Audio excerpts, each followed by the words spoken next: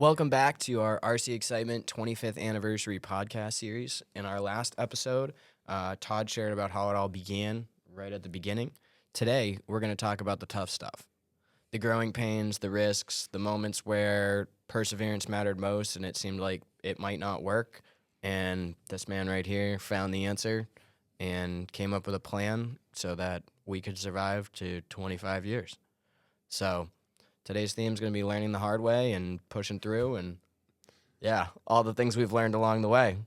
So without further ado, we're going to start off with Mr. Todd Anderson and Toddy over there. And first question today is going to be, what were some of the toughest moments over the years? Times where quitting may have crossed your mind. Yeah, one of the easiest ones would be when we got kicked out of Pullman Street. You know, we had gone through and put a whole bunch of time and money into, making this building work, even though it didn't have indoor plumbing and things like that. It was a big space. The track was like 120 feet long and such. But then we got booted out and had to put all the stuff into a trailer truck. Why did you get booted out? Because they had sold the building and we had a lease with the original owner, not the new owner, and they needed the space, and out we went. So all our stuff ended up in a trailer truck, and that would have been easy to be like, yeah, okay, I'm done. All the inventory was in the minivan, and yeah, because I had a minivan because Todd was little, and my daughter, and I said, I'm never doing this again unless I own the property. I just can't. And it's not like I had any money, but I just knew I wanted a building. So I looked at 53 buildings all over, from Charlton to all the way up to here, all through Worcester, Auburn, everywhere. I was just trying to find a place that would work. 3 different realtors before finally this guy, Andy Murray, stuck with me, and he showed me this property. I had a whole list, like 25 things that we wanted, the building to be, and come up here and, one of the things that didn't qualify is it's further from my house than I wanted. So I was like, let me look at another building. So I looked at another building, and we actually were going to buy a building on Mechanic Street in Leominster. Literally got down to the last day, and the guy changed his mind. He goes, I'm not going to sell. I'm like, what the hell? And I don't know if anybody knows what it's like to go through that whole process of buying a house or buying a building or whatever, but it's a long process to get to that last day. And this guy just changed his mind. He's like, nope. Thank God he did, though, because the building we would have had so much work ahead of us. It didn't have much parking and all that. So I'm like, all right, I'll go back up here and I'll look at the building in Fitchburg again. And this time, Chrissy came with me. The wife comes up. Mrs. RCE. We walk through like 2 rooms, and she goes, what the hell are you waiting for? This is literally everything on your list. I'm like, yeah, but it's like 35 minutes from the house. She's like, and drive further. She's the one that made it happen, because she was like, no, this is everything that you wanted it to be. And she was absolutely right, because I can't even think of another property that would possibly be anything like it, because we've got almost 4 acres of land on the main road that goes from the highway to the downtown, and even then it was like 18 or 20,000 cars a day going by. Yep. And now, well, and that's always sometimes the amazing thing here is, though, like, you have so much traffic there. We are right downtown. But then you can walk over to the river, literally. Like, this property borders the river, and you feel like you're in the woods. You feel like you've totally disappeared from exactly where we are in the middle of Fitchburg. Yeah. And at that point, that wasn't even the vision. Like, rock crawlers weren't even really in the mindset. Rock crawlers weren't a thing. I know. It's not a mindset. It wasn't a thing. It didn't exist yet. So, like, but the fact that this property had all of the things you were looking for at that time that you knew you wanted, and yet also in 25 years, or at this point, 23, 20, 21. It was 2004 that we bought the building. So 22 years later, it has let you grow. It has let all the things that have subsequently come along later that you didn't even, couldn't have planned for because they didn't exist yet, literally. Yeah. Rock crawling was not a thing. No, It's funny, I ran into a picture the other day, 2008, I think it was. We had an open house, spring fling, open house. And we had built this little mini crawler course, like a 4x8 sheet. it was nothing special, but there was actually a picture of Toddy driving a crawler on Really? this thing. It's like, I think it was 2000, but it was like a Duratrack. I don't even know if One of the first Axel was crawlers. around. Yeah. Mm-hmm. So so we got started then, but it wasn't. It was Kevin McDaniel who actually came to me, and he's like, "Can I build a crawler course?" I'm like, because he worked here, and I'm like, I don't know what that is, but yes, go ahead. And he did, and it was a fair sized course, but it was I don't know, the whole thing probably took up like a 40 by 40 space. And then Nick Kessler got involved and, expanded that. And then it just kept, then my brother-in-law, Billy, just kept going and going and going. Yeah, so. It's evolved into our outside 4,000 plus Yeah. foot crawler course nowadays that we're Biggie approaching a crawls full from what I mile long remember. crawler course. Yeah, Eric Warren. Eric Warren. Huge part of it, yep. He was a machine out Yep. there, and Howard putting in time. Howard. Yep. So it's funny because I found a bunch of pictures from when, and you guys will get to see the pictures at some point, but it was pictures of when, literally the day I was looking at the building. Those are crazy. 2004, yeah. That was so cool. I went up on the roof, to inspect the roof, like I know what the hell I'm looking for. And I took pictures back down onto the property, and where the dirt tracks sit, or the oval and the outdoor dirt track, was just a little tiny patch of grass that was surrounded by trees. And then there's pictures of us, Randy DeCaro and I out there with a saw and a wood chipper, just shredding trees and making mulch. One thing I'd love to do for the 25th anniversary as well too is give kind of a side by side of those same shots of what the shot was back in 04 and get the exact same perspective to see what it's currently like. Yeah, it's now in not 2026. Not even a similarity. No, I not mean, a similarity. The shop was maybe 18, 20 feet deep. Yep. So back in 04, you purchased this. You mentioned there was 25 things on your list. What were those 25 things, or at least a brief synopsis of what was some of them on the list that this building did qualify? Well, one of the big things was parking. Yeah. Because, that first place had like 8 or 10 spots. And, now we've got like 92 spots. And there are times, and, we're asking the neighbors, hey, can we park cars over here? And, we've had events where people are parking down the street at the bank or at the Expedition hardware Series store. finale. Yep. It gets Open crazy. houses. So, Yeah. 92 spots was huge. What a blessing. Yeah. Yeah, well, I mean, it didn't happen by accident. I looked at 53 buildings before I found this one. Yep. But so square footage, because, I wanted to be able to put tracks indoors because, I mean, we have winter, so it's, New England. Yeah, so having stuff indoors was key, and then having a place for an outdoor dirt track.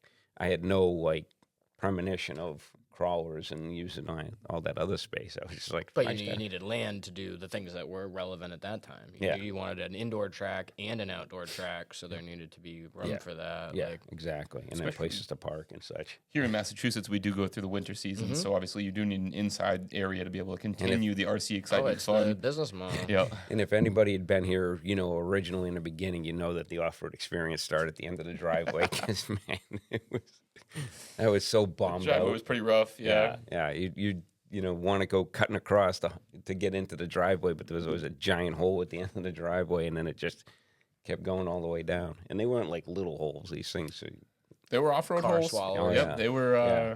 They were interesting. well, some were thank you for some were fixing so that. big it wasn't like a, it wasn't even like a hole; it was just a dip. Yeah. So, but getting out of Pullman Street, that was a turning point because it was like I'm never doing this again unless Unless you owned it. unless we Yeah. owned it, because just way too much work went into that last place to just have to disassemble everything and Yeah. sell it off for a fraction of the price and turn around and put everything in a truck. And that was 6 months. That's a long time. Yeah. And I had no money, so I was like being jobless. I was taking whatever side jobs I could. Yeah. I think I even went to the hospital to do medical tests to get money. He still has both kidneys, in case you Yeah, wonder. Yep. Yeah, it was just, No Here- organs were lost during here, that take time. this pill. How do you feel? Oh, I feel fine. Go back the next time. You're like, I don't know why the hell they let me leave because I can't drive right now. Well, Sorry, that's offside. No, you're good. No, We had it where obviously you got kicked out of Pullman because they sold the building. Yeah. What was another reason why you left Pullman and Worcester itself? We had a couple Well, instances when we were at with the other. first place, it was because we kept getting robbed. Okay. What was the most interesting experience in getting robbed like that? When they came through the roof. Can you say that one more time? I knew I wasn't keeping them out because the first time, they just broke down the door. Great. Now I get a security door. I'm like, I'm keeping them out. And then they came, well, it was the third time, but they came through the roof, dropped down from like a catwalk inside onto this like 2x4 wall, walked the wall down onto this display case. And I'm like, I don't know how in the world they got back out, but they were agile because it was impressive. I thought we had them trapped. I showed up with the police, doors are locked. Really? There's no windows in the place. I'm like, there's no way they're still in there. I got Must have came back up the guarantee same they're way in they there. came in. Yep. Right to the roof. So I'm like, I'm out. We're done with this spot.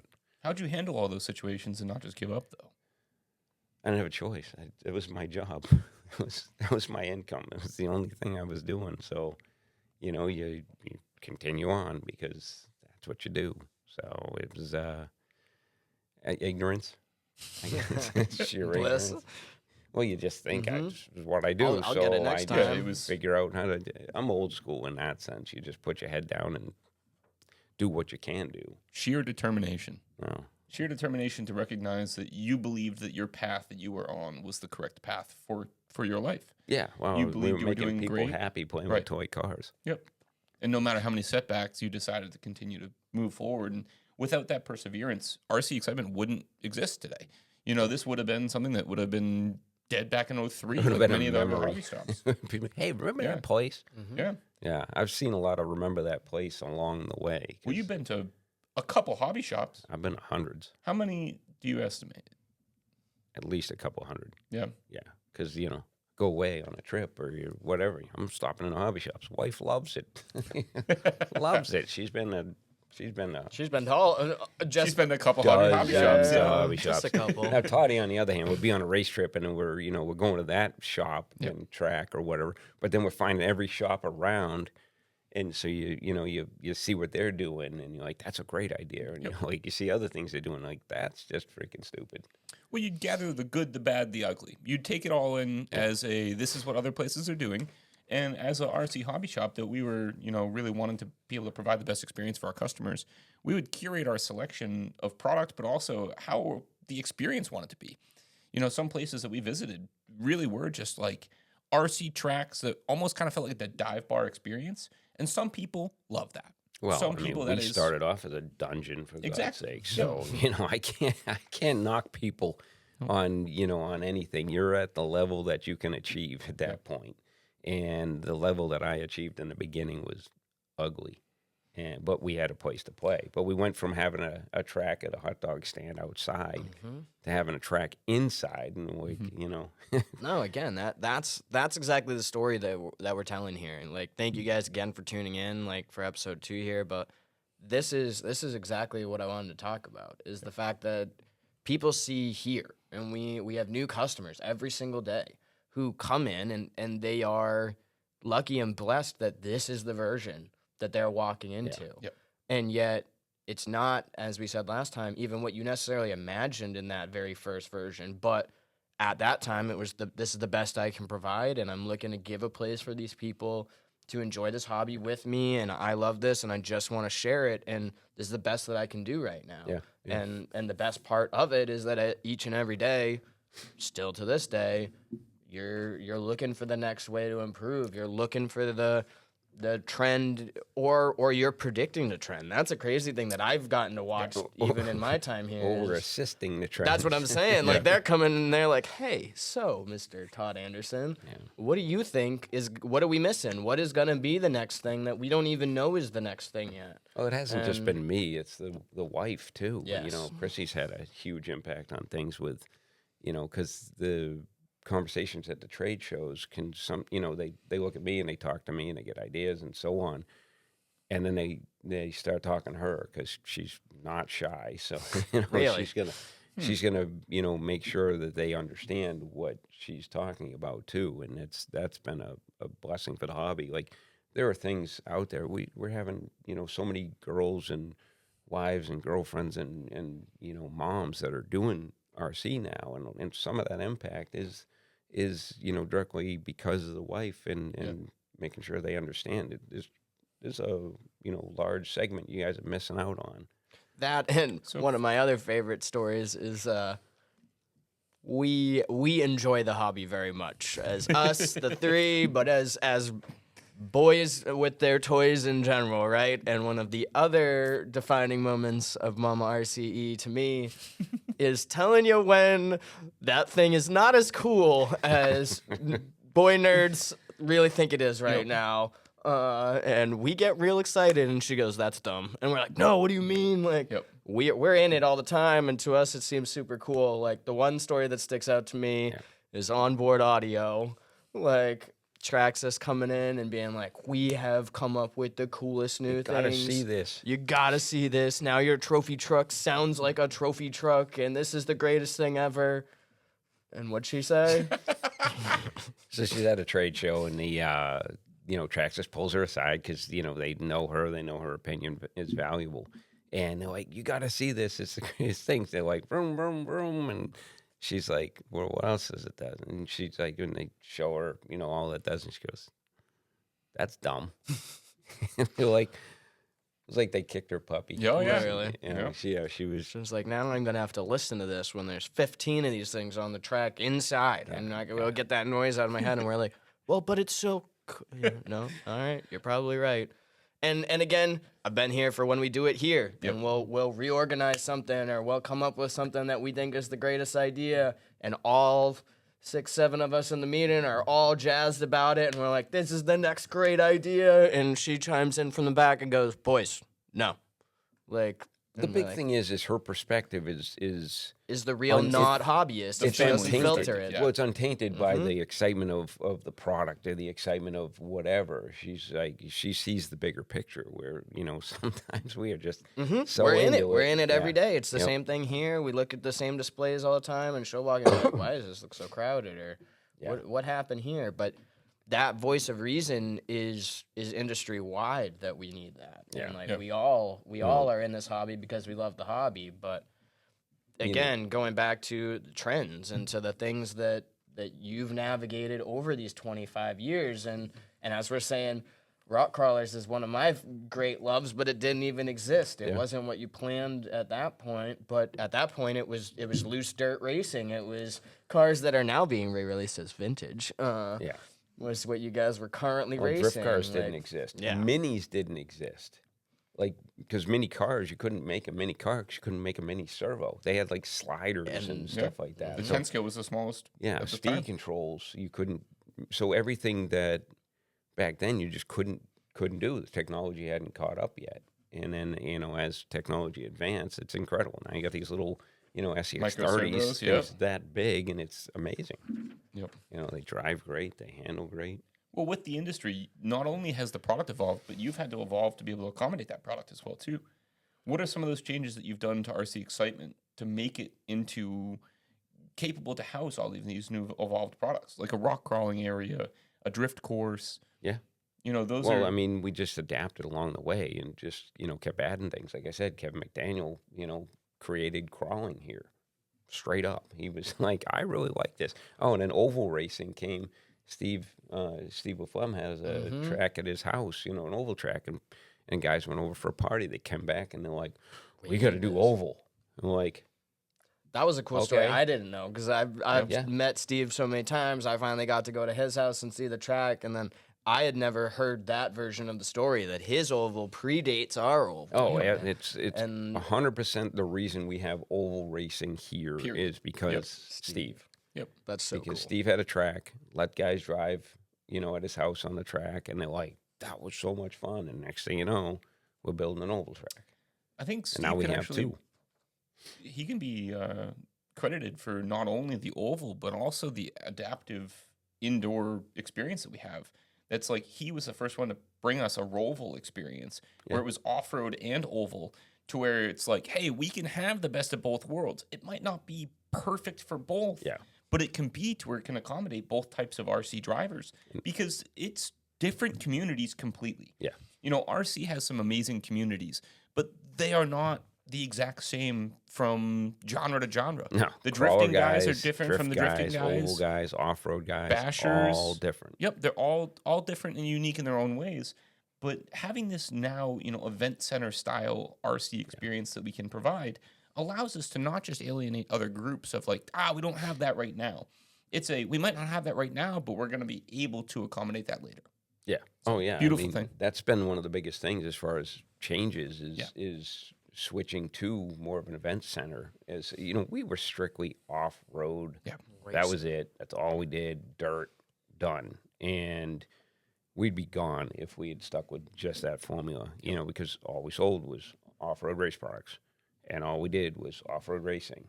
And it's finite on how many people you can get involved in that. We had a lot of people involved, but still, then you add crawling, and all of a sudden you have more people. And then you add, in this case, new drifting. Now you have more people. You know, so we have crawling, we have minis, we have, you know, and we're trying to keep it all fun and just enjoyable and exciting and not get so crazy about things. We've been down the road of crazy and hyper competitive and all that, and it got you guys to a level, because like I know that, and I can say that I really appreciate that. Like in the past 3 years, I've watched you guys grow in that mentality of how many more people can we ensure have fun all the time. But I don't want to discount, and I don't discount in any way, the level of racing that this facility was the upper echelon on the entire East Coast for not 1 year, not a little bit of time. Like you guys have grown, as we're talking about, in that mindset of watching trends and of seeing some of that hyper competitive nature like come away and looking to grow it in other ways. But that is the lifeblood of what this place was for a very long time. Yeah. And that track, we hear it all the time. And yes, we'll include a whole bunch of pictures of the awesome layouts with the green turf and the yellow pipe and VRC, and because that is a real part of the history of this place. Like, it was like beautiful. while now we've leaned far more into family friendly and the event center part, like the events were huge. This was a facility that is known around the world at this point from VRC and other ways of pictures and videos as a place that people dreamed of coming to race. Like, and that's attributed to the two of you guys, for dreaming it up at the beginning and building all those tracks by yourself, because I've been on track crew with you, Mr. Toddy, and like when he describes packing tracks in between heat races, that blows my mind, having participated in a few of the track builds we do now and having to do maintenance on that. It's brutal. And thinking that that's a lot of work. So the idea that for decades that it was to make sure that product, when that was what people were coming here for. It's okay to have grown and to change over the time, but like you were making sure that product that was delivered then, as far as pure off-road racing action, made everybody want to be here every single week. And for all of those big events, people would come from across the country because it was the place. Speaking of that too, so like we had a J Concepts Fall Indoor National Series that we would host, and it was successful. It was great. But it was, what was our highest pre-registered? Pre-registered was 496 entries, and actual attendance was 404. Yeah. So we had 404 entries at this event, which is fantastic. But I think one of the biggest things, you know, if we look back at the photos, let's be transparent. The track was beautiful. Everything was beautiful. But the amount of work that goes into it to make it so beautiful for one event, because what you really start recognizing is you're not tending to your you're not average taking customers. Care of your locals. You're not taking care of the customers that have always been here for us. The people that support you day in and day out get, you know, in those big events, they get kind of pushed aside. A little alienated. And that's, you know, it's good for the ones that are fast, they're excited, but then there's burnout from them too, because they, you know, they kind of track rat beforehand, and then they, you know, the event happens, and then they need a break, and then that's what, you know, Gil Ossie Jr., I've been friends with him for years, and one of the things that he had done was he explained to me, we were sitting at a Nationals in Indiana back in 2005, and he's like, this place is going to close. And I'm like, are you kidding me? This place is amazing. The track was incredible. The shop had tons of stuff. He's like, I've seen it so many times. They push out their locals for these big events. They cater to, you know, people who bringing all this stuff with them, not going to spend money here anyway, and they're going to go through all this. They're going to get burned out. Sure enough, it was a matter of months, gone. And I saw it happen again and a few other times, and then I just stopped paying attention to it. But I came with the understanding from that's not the formula. I loved doing the big events. They were exhausting, but I loved doing them because it was exciting and fun and, and everything. But the reality to it is it's I guess you'd say the juice isn't worth the squeeze. You put in this massive amount of effort to have this couple of days, and then there's always a lag before and after, and you've kind of alienated people, and for me it's all about just trying to make sure there's a lot of smiles and in all ages, and not pushing anybody aside. So, but yeah. No, because again, like racing is a huge part of still what we do, but we have the conversation on a regular basis still about how the other thing is how do you bring new racers in when everybody that is a racer and is here every week gets to a certain level. Yeah. It's not an enjoyable experience to be the new guy who doesn't know what they're doing and whole shots the first corner. We try to make sure that they can be. Hold on, there's a quick story to that. Hilariously, one of our first times racing experience-wise with Sam. Sam was newer to our crew, and I think one of the things that is very transparent nowadays is that some of the rules are very unwritten, we'll say, towards some of racing. And racing has become kind of you have to be in the know in order to really have a great time. And that's something that we're working on constantly with any of our mentors and things like that. Mentor programs. But Sam didn't know that on the first turn, especially with the turn being a 180 at the end of the straight, to not try and hole shot the first corner from 8th. I was all excited. I made the A main. Like, what do you mean? Like, Todd had set my car up. I was driving all right. I was brand new to racing. I've done RC for a very long time, but I'm not super competitive. Racing had never been my thing.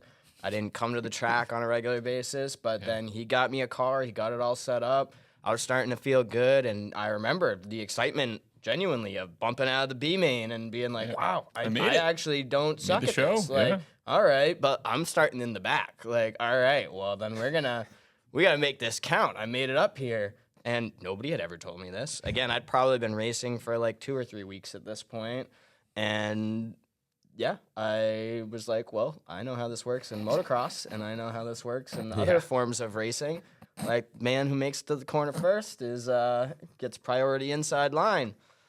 And I came rocking it up that straightaway, and I got a, what are you doing, from everybody on the driver's stand. I remember seeing 2 cars get plowed mid-corner and both smacked the wall. And I remember I made it out in second. I thought I did great. He was fine, dude. And then there was a restart, and Sam was like, what happened? And I walked over to him just laughing. I go, hey, bud, I don't think anybody told you, but like first corner normally is just take it easy, and then after the first corner, then you can race. But no, I think it's great to have all this different types of genres of RC, and I also think it's fantastic that recognizing it early with Gil Losi and recognizing that pattern recognition of that was a turning point for me. That conversation was a turning point, of course, because I was all in. I'm like, I'm gonna have the hugest events and so on. But I think one of the most important things that you've done is early on, you started to put your ego aside. Not that early on. Well, with that was one of the transition points of like, yes, you did have to test it out and make sure that, damn, he was right. After some of the J Concept series events and recognizing did like 11 years with J Concepts doing events. Of course. And that was mostly ego driven in the sense that, I wanted to have the biggest one of the series every year, and we did. We did. Yeah. But like, damn, that was a lot of work. But I'm in there sleeping under the table. Oh yeah, we have photos of that. I couldn't even go home. I couldn't stay no time. upright after a while. There was no time. One of the years we got here at 6 a.m. and we didn't finish up. One of the years was really bad because the system went down for a few hours. We didn't get out of here until 2 a.m. and then we had to be back here again at 6. So it wasn't worth it. So we had a air mattress that was in the back underneath a table to be able to not have too much light from it, and we had sleeping bags and that, and yep, you do what you in those days. It was to do what you got to do. situation. It wasn't worth the drive home. Yeah, What was it, it's an hour a less of combination of sleep. of necessity and you committing to providing that best level of atmosphere. Yeah. Like, yeah. so it's a combination of that and then customer feedback. That's another, as we're touching on here, thing that you have taken over the years. Yeah. Gil Losi Jr. may not have been your direct customer, but then you came back and you heard things echoed from your direct customer base. And You see it. You start to, you recognize things. You're like, okay, I am not catering to the people that are here every day. I am catering to the people who are going to show up once a year, maybe twice a year. Club racing attendance before the J Concepts event was always, we'd have 100 entries on a Thursday night before the J Concepts race. Massive. And then the following week would have 20, maybe. So just to see And the it'd instant take a drop, couple weeks it to would build take it back up not again. just a couple. Sometimes it would take upwards of a month. Few, yeah. And it just wasn't worth. You weren't having so much build up to that, and then just the drop off just made it so that it wasn't equal. Yeah, wasn't the average that we were looking for. No, it was just a way to change the whole model of how we did things. Yep. And by adding a variety of other courses and tracks and things like that, it made all the difference. Plus we were able to expand, on what we're offering in the shop instead of just being a race place. Race place would have been gone probably before we even just opened the building. Making that adaptation too. The shop wasn't what the shop is nowadays. What was the very first shop size wise? Because I know we still have some reference points on the wall as well as on the floor of the hobby shops that have expanded along the way. My guess, the original shop was probably about 800 square feet. Yep. So to put that in perspective, if you guys ever come into the RC Excitement store right now, here, 2026, there's a gray wall on the right side when you walk in, and the end of that gray wall is the end of the original first store. That first store really was 800 square feet. It was before the door yep. on the side. Yep. The tile line on the ground where the tiles currently stop, that was where we were at 1,600 square feet. 1660. Yeah, that was the second iteration. And that felt huge. That was great. Well, Hey, double the space. Yep. Yeah, we pushed that whole thing back, and we were like, this is great, crazy. dude. We're never going to need it to be bigger. And then back in 21, so it was 2020, 2021, we were very lucky to have it where, our industry itself was what people were looking for. Yeah. In the time of not so much happiness of 2020, people wanted to have a great time. And we were really blessed to have, our community support us along that way so that we didn't go under either. And no, everything accelerated. We went from having, thank God the shop wasn't as big as it is now because we couldn't even let anybody in the building. Yeah. So we had the door was the stopping point, and we put a table outside, and we had a line of people all the time. So other places closed. I was like, I can't close. I still have a mortgage. We still have to pay for the inventory that's here. And fortunately, people wanted stuff, and they literally lined up outside, 6 feet apart, all the way across the parking lot. Yep. And, you're just, okay, what are you thinking? And then you run in the store, and you run around grabbing, options and put it on the table. And they choose one. Yep. That was another situation. You do what you got to do. Yeah. You got bills to pay. At first, it was only actually my dad, myself, and my mom. Yeah. We weren't allowed to have any other employees in the building, so it was just Well, us three selling. No, we had people outside building crawl course. We kind of pushed the rules a little bit, but You? Recommendations. do what you got to do. And I was very fortunate that I had a phenomenal understanding staff, and we rocked it. It made the possibilities of where we are now true, because it just helped accelerate everything. And then pushing the shop back, and the carpet track had just kind of faded, and it really wasn't doing what it needed to do for the space that it was. And it was funny because I'm like, originally we were going to go back another 20 feet or whatever, but it was an all or nothing thing. Yeah. You either go back and you take over the whole carpet track, or you don't. And it was funny. There's drawings on where we would have gone, and then what we ended up doing.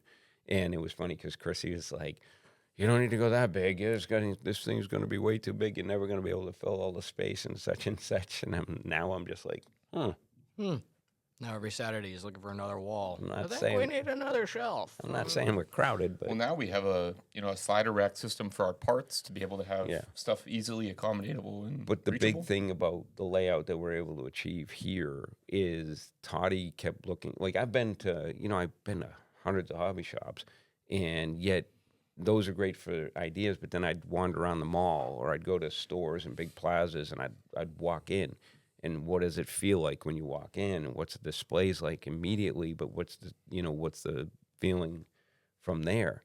And walking into an Apple store Yep. was the big one for us. And Toddy took me and he's like, Dad, you gotta just walk in and see what it feels like. And you can see front to back. Yep. And you can see, things are out on display and things are touchable and it's all tables and all that. So, Toddy started making drawings and here's the space. So, dude, you can go ahead and figure out what you want to do. And he drew it all out on how he would hope it would be. And it works. Because, people can touch stuff and grab stuff and take their own things and grab a basket and fill it up. And, and you can see when you walk in the door, you can see a, 11-foot TV display in the back playing videos.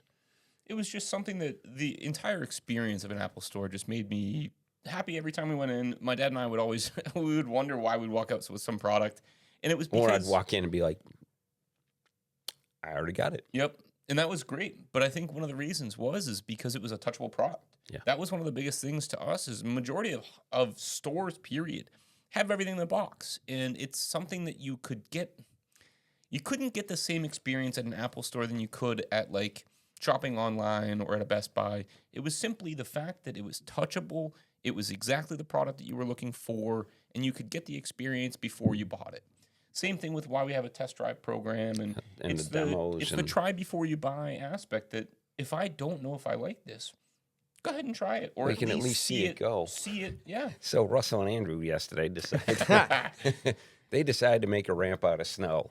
And they took the Traxxas sledge out there. I don't know have you seen the video? Oh, yes. So they take it out there because the other day they had made a little ramp, and I'm like, that's nothing. I'm like, if you're gonna do a ramp, let's do a ramp. So because they were jumping, Oh, the boss's 30 feedback. feet We're or always whatever. worried that we are pushing the envelope, and he goes, "What? That's it?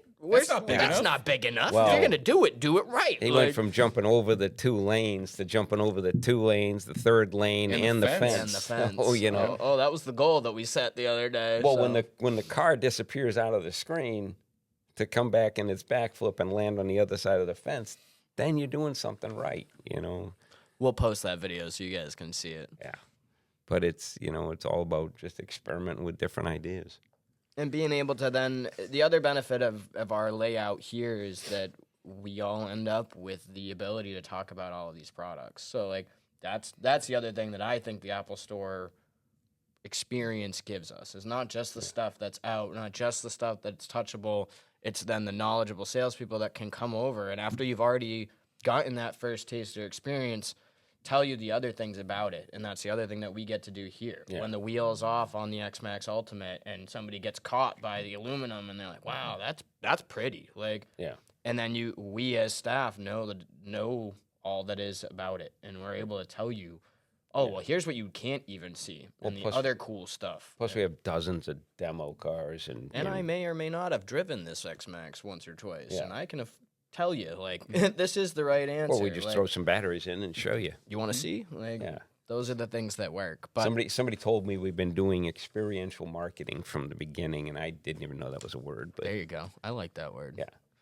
Well, we'll lead that into the final one, right? So all of these things that you've learned are based on the feedback, the experiential The marketing mistakes. that you've been doing, but also mistakes. Like, Yeah. we all learn arguably more from the things we do wrong than from the things that we do right. Yeah. So if you had to pick one, like, yeah, I know, like, I think there's just so many things that I have done wrong over time. But one of the funniest ones for me was, I knew we were selling at least one Futaba receiver at a time. Every week we're selling at least one. And I was like, so I was going to be, crazy and get 2 because you're trying to spread the money out the best you can. Well, I accidentally ordered 21 because I just, but what happened was we sold like 8 in a couple of days, and I'm like,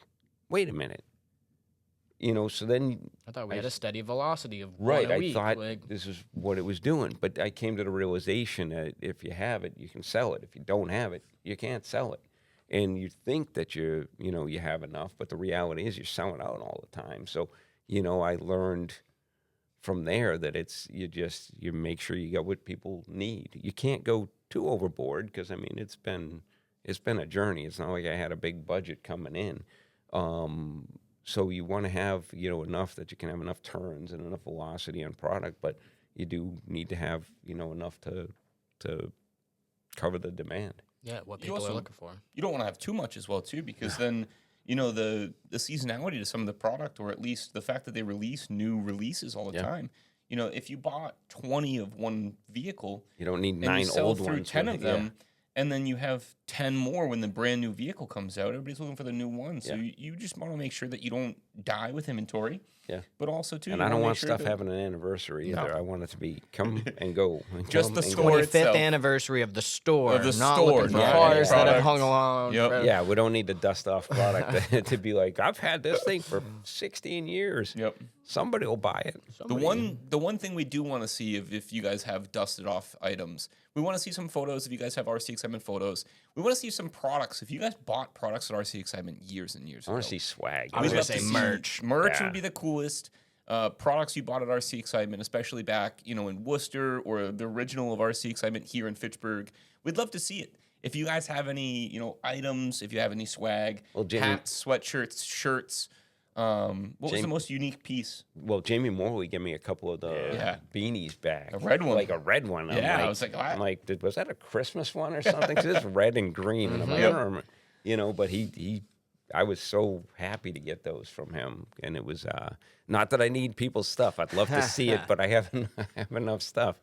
But, Jamie was a critical part of putting this place together, and it made it so, it meant a lot to me that he was willing to, to give that up. But yeah, so it sits on my desk in the back. Yeah. And it's, I'd love to see, stuff. We have shirts from the very, very, very beginning that are misspelled, and it's like RC Excitement and, RC Excite, like MT or what. It's just a mess. Some of them. Well, we were hand making them. Yep.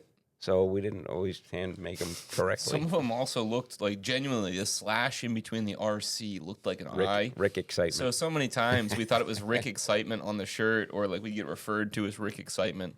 So we're really appreciative to have a pretty cool logo nowadays of RC Excitement that's spelled out pretty clearly. I'm going to dig out some old stuff, and I'll bring that in. I've got shirts from the beginning. Another Which thing the I'd love wife to see has been too- like, why the hell are you hanging on to that stuff? I was actually digging it out the other day. My girlfriend Emily and I were looking through some old shirts that we had. Some of them from 2008. Some of them original shirts that I have. I know you have like 2001 shirts, but that would be lovely to be able to hang on the photo wall of being able to have that stuff there. So if anybody has some like real old school stuff, I'd love to see it. Bring it in CMRC now passes. or before April 11th, because again, Spring Open House, the 25th anniversary is going to be on April 11th as our big get together. But if you've got it before then, so that we can just put it out as a display. Again, it's not that you have to give it to the man, but we'd love to see it.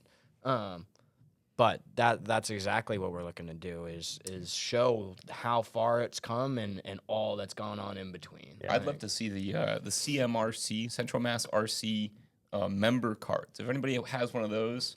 I think Adam Madero still has Adam Medeiros has one. A couple other people have them. I think it'd be pretty cool. We'll give you some passes or we'll give you some credit. We'll find a way. We just want to I just want to see them. A couple of those I want.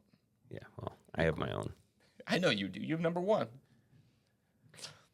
Well, thank you once again for tuning in here for episode 2 of our 25th anniversary podcast series, showing that building something that lasts 25 years has not been easy. It is not a linear project, we'll say. There's been a lot of ups and downs, a lot of things throughout the time, but the proof is here. The proof is quite literally in the building that we're sitting in, that after 22 years here and 25 years altogether, still accomplishes that original goal of sharing in the hobby and being a place where people get to come and have fun and be excited about RC together every single day. Our next episode, we're going to talk about people, families, and the community that this has created. All the people that may get mentioned in passing, but we'll really dig into some of those people that have made this place what it is today, side by side, hand in hand with Mr. Todd Anderson here. Thank you guys for tuning in. Thank you. I'm Sam. This is Todd, and that's Toddy. We'll see you guys again on the next episode. Thanks for joining us. Thanks, everybody.